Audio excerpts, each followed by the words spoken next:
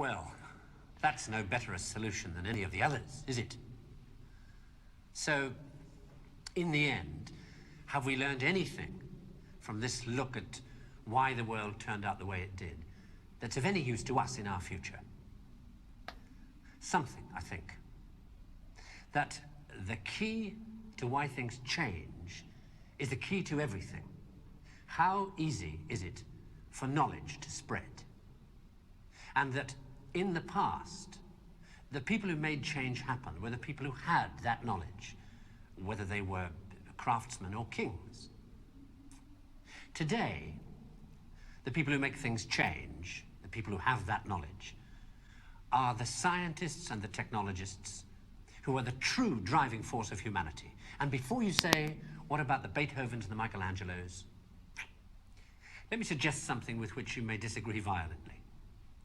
That at best, the products of human emotion, art, philosophy, politics, music, literature, are interpretations of the world that tell you more about the guy who's talking than about the world he's talking about.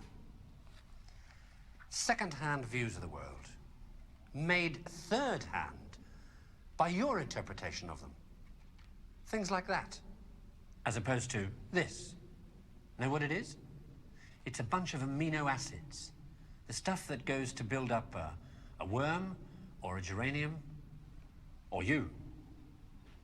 This stuff's easier to take, isn't it? Understandable.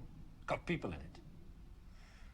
This scientific knowledge is hard to take because it removes the reassuring crutches of opinion, ideology, and leaves only what is demonstrably true about the world. And the reason why so many people may be thinking about throwing away those crutches is because, thanks to science and technology, they have begun to know that they don't know so much, and that if they are to have more say in what happens to their lives, more freedom to develop their abilities to the full, they have to be helped towards that knowledge that they know exists and that they don't possess. And by help towards that knowledge, I don't mean give everybody a computer and say, help yourself. Where would you even start? No, I mean trying to find ways to translate the knowledge, to teach us to ask the right questions. See, we're on the edge of a revolution in communications technology that is going to make that more possible than ever before. Or, if that's not done, to cause an explosion of knowledge that will leave those of us who don't have access to it as powerless as if we were deaf, dumb, and blind. And I don't think most people want that. So what do we do about it? I don't know.